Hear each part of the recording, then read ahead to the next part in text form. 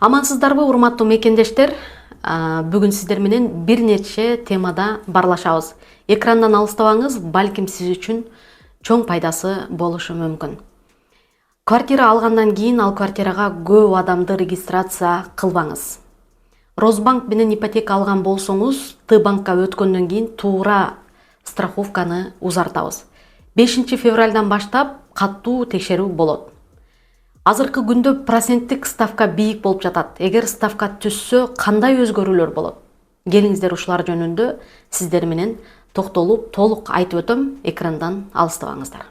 Россиядан квартира алгандан кийин өзүңүздөр балдарыңыздарды жана эгер бир бөлмөсүн, же болбосо 3 бөлмөлүү алып 2 бөлмөсүн квартирага берген болсоңуздар, ал жака жашап жаткан адамдарды ошол жерге регистрация кылсаңыздар болот.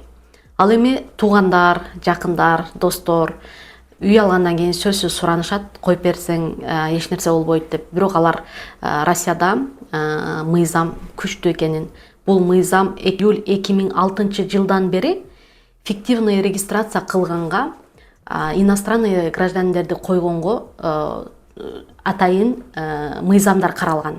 Ал мыйзам бүгүнкү күнгө чейин иштейт, бирок биздин көптөгөн мекендештерибиз үй алгандан кийин көңүл үчүн, же болбосо таанышым эле, тууганым эле буну коюп бербесем болбойт деп жашабаган адамдарды үйүнө коюп бергендер дагы бар. Андан сырткары акчага да койгондор дагы бар. Аны жашырбасак дагы болот, бирок аны жасап атканда сөзсүз түрдө закондун мыйзамдарын билишибиз керек. Мисалы, үйдү эмне үчүн алабыз? Ошол өзүбүз регистрациябыз болсун, бала чакабыздын регистрациясы болсун. Анан 3 бөлмөлүү квартира алган болсоңуз, 2 бөлмөсүн квартирага берген болсоңуз, ошол жашап аткан адамдарды дагы ошол жерге регистрацияга койсоңуз, ошонун баардыгы жетиштүү. Сиз мыйзам бузбай аткан болосуз. Эгерде өзүңүз бала чакаңыз менен жашасаңыз, 2 бөлмөдө 2ден же болбосо бирден квартирантыңыз болсо, аны да койсоңуз, алар ошол жерде жашаган болсо, эч кандай мыйзам бузган жоксуз. Бирок ошол эле учурда, эгерде сиз квартираны алып, үйдүн документи колуңузга тийгенден кийин өзүңүз койгон адамдарыңызды дагы уже билбей, башыңыз айланып, кимди койдуңуз, кайсы айда койдуңуз, качан койдуңуз билбей, көп адамды кое турган болсоңуз, сизди участковый текшерип келет. Мисалы, өзүңүздүн семьяңызды жана ошол өзүңүздүн үйүңүздө жашагандарды койсоңуз, алар деле келип сизди текшербейт. Эгерде сиз 14 же болбосо 18, 20 адамды кое турган болсоңуз, сөзсүз түрдө вопрос болот. Бул адамдардын баардыгы жашайбы же жашабайбы? Же болбосо ошол койгон адамдарыңыз бир жерде кармалып, өзүнүн фактически жашаган адресин билбесе, демек сиз законду бузуп аткан болосуз. Ал адам да штраф алат, и сизге да штраф келет. Ошон үчүн Россияда сөзсүз түрдө эмне үчүн үй алып атышат? Ушул мыйзамды бузбайлы, регистрациябыз жакшы болсун, иштеген ишибиз расмий түрдө болгондон кийин, бул жакта балдарыбызды окутуп аткандан кийин, ушул бардык мыйзамдардын чегинде жүрөлү деп үй алып атышат. Анан үй алгандан кийин, эгерде көп адамды кое турган болсоңуз, сизди сөзсүз түрдө сотко чакырат.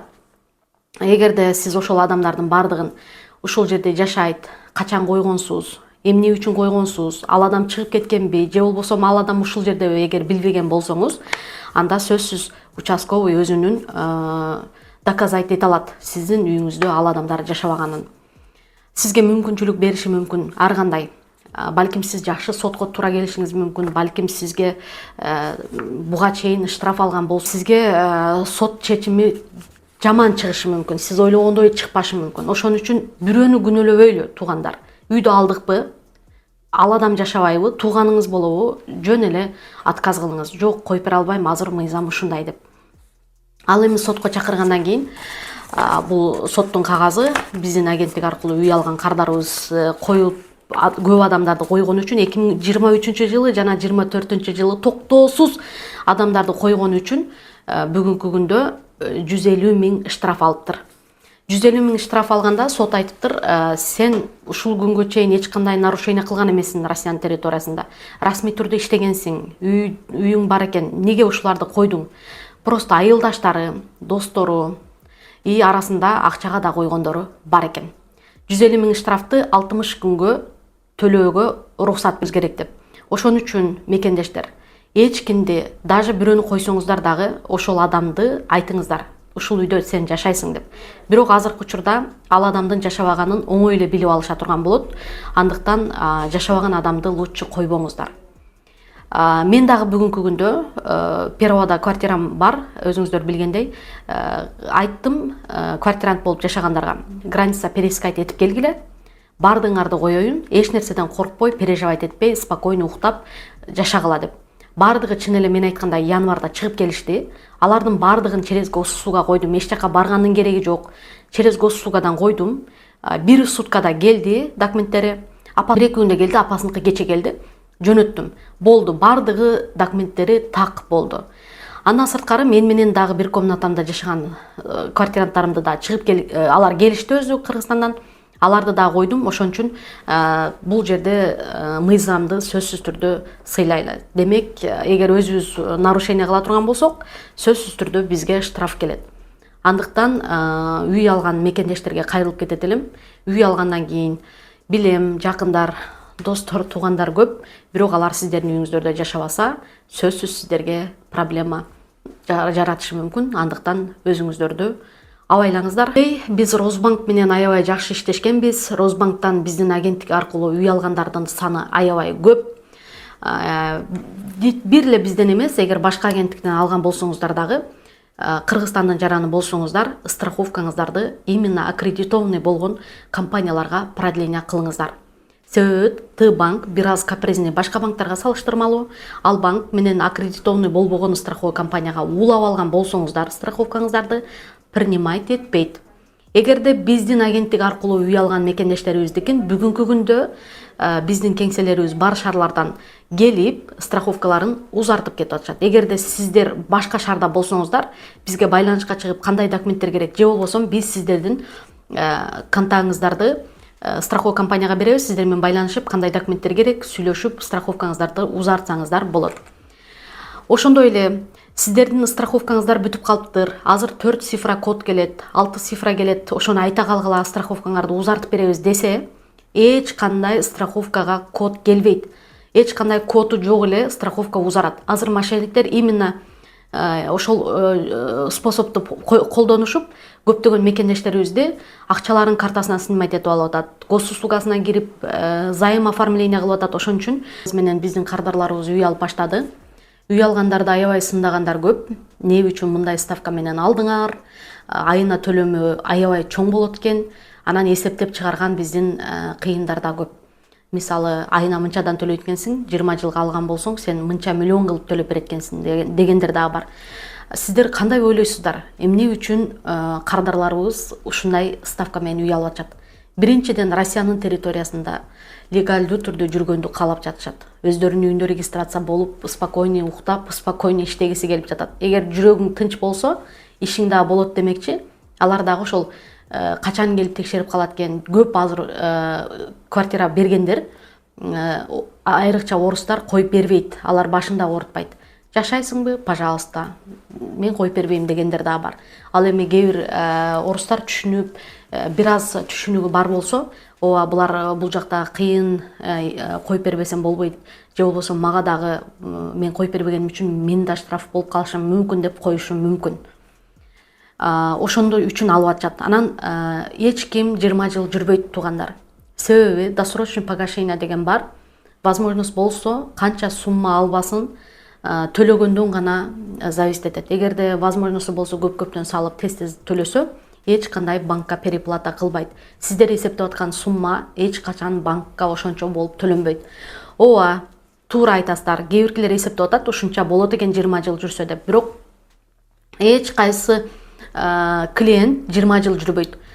5 жыл, 4 жыл мурун чечим чыгарып, мен үй алышым керек, мен үйлүү болом дегендер азыр ипотекаларын төлөп бүттү. Ал эми сиздер дагы деле коркуп, дагы деле ойлонуп, алсам мындай болуп калсачы, тигиндей болуп калсачы, төлөй албай калсамчы деп жүргөн мекендештерибиз толтура. Алып, чечим чыгарып, мен бүгүнкү күндө үй керек мага, мен үй алам, үйдү төлөйм деп төлөгөндөр дагы көп. Ставканы күтүп отургандар жөнүндө айта турган болсом, проценттин ставка азыр бийик, ставка түшсө алабыз деп отурганда мекендештерибиз дагы жок эмес. Ставка түшкөндөн кийин эмне өзгөрүүлөр болот? Ставка түшкөндөн кийин үйдүн баалары аябай жакшы көтөрүлөт. Азыр алган ценага үй ала албайсыз. Себеби рынок 2 жылдан бери аябай слабый болуп турат. Башталгандан бери, согуш башталгандан бери үйлөрдүн баалары түшүп, кээ бирлер туура эмес тез сатып башка өлкөгө кеткендер болду, мисалы. Ошон үчүн түшүп кетти, проценттик ставка бийик болгон үчүн үйдүн баалары турат. Азыр үй алсаңыздар, идеальный үй алган болосуздар. Ставка түшөрү менен үйдүн баалары көтөрүлүп кетет. Ал сиз ставканы күткөнүңүз бекер болот. Сиз азыр алып аткан ценага үй таба албайсыз. Ошон үчүн мекендештерибиз алып атат.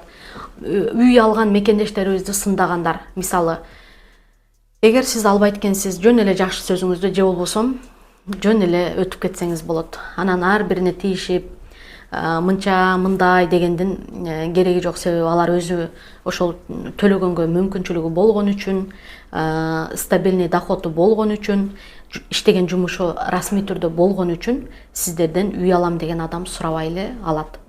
Андыктан эгер үйлүү болом деп пландап жүргөн болсоңуздар, биздин агенттикке кайрылсаңыздар, сиздерге жардам көрсөтөбүз. Бүгүнкү видеодо дагы бир нече комментарийлерге жооп берип өтөйүн. Самаранын кызмат акысы кымбат деп айткандар көп болуптур. Бирөө жазса, аябай аркасынан толтура жазыптырсыздар. Кызмат акыбыз 250 000. Банктын чыгымдары болот. Үй алгандар же болбосо үй ала тургандар, сиздер сөзсүз түрдө ошону ким алып атыптыр, неге мынча алып атыптыр деп эмес, үй алат элем, кандай расходдор болот, кандай чыгымдар болот деп ошону эсептесеңиздер болот. Страховка, госпошлина, электронный сделка, оценка обязательный порядка кылына турган нерселер бул кардардын чыгымы болуп эсептелет. Бизге кызмат акыбызга 250 000 төлөйсүздөр. Биз ошонун ичинде одобрение, юридический проверка, сопровождение сделка, госуслуганы ачууга, үй тандоо процессинде үй таап берүүгө жана үйүңүздөрдүн ачкычын алганга чейин кызмат көрсөтөбүз. Ошол 250 000дин ичинде. Ал эми сиздер төлөп жаткан акча бул банкка төлөйсүздөр. Страховка сиздер үчүн керек, ал мен үчүн керек эмес. Страховканы өзүңүздөр үчүн кыласыздар. Страховка обязательно керек, себеби эртең не болушун билбейбиз. Ошон үчүн страховканы сөзсүз түрдө, эгер страховкаңыздарды узартпай койсоңуздар, эмне болот деген суроого да жооп берип өтөйүн. Страховка кылбай койсоңуздар, банк сиздер улабай койгон күндөн баштап 0,25% ставкаңыздарды көтөрөт.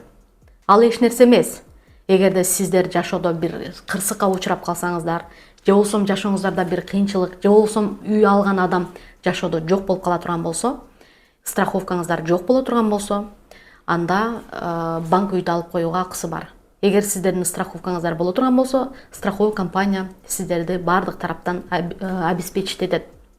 Ошон үчүн даже 500 000, 400 000 кредит сурап барганыңыздарда өзүңүздөр прекрасно билесиздер. Без страховка сиздерге кредит бербейт. А бул жерде сиздер чоң үй алып атасыздар. Үйгө сөзсүз түрдө страховка кылышыңыздар керек. Сиздерден эч ким эч кандай акча албайт. Ал эми ашыкча төлөп үй алгандар дагы жок эмес. Алардын саны аябай көп. Мисалы, башка орустарга бара турган болсо, көп эле жакшы сумма алган, жакшы сумма төлөгөн мекендештерибиз бар. Андыктан мынча акча алат экенсиңер, кээ биркилер түшүнбөйт, видеону аягына чейин көрбөйт, просто башын же бир ортосун көрүп алып эле анан комментарий жазат. Сиз эгер ушул бир нерсени түшүнгүңүз келсе, анда сөзсүз түрдө видеону аягына чейин көрүп, анан чечим чыгарып, анан комментарий жазсаңыз жарашмак. Февралдын 5-нен баштап каттуу текшерүү болот деген барыңыздар эле угуп атасыздар. Кандай болот, эмне болот деп барыңыздар кыжалат болуп атсаңыздар керек.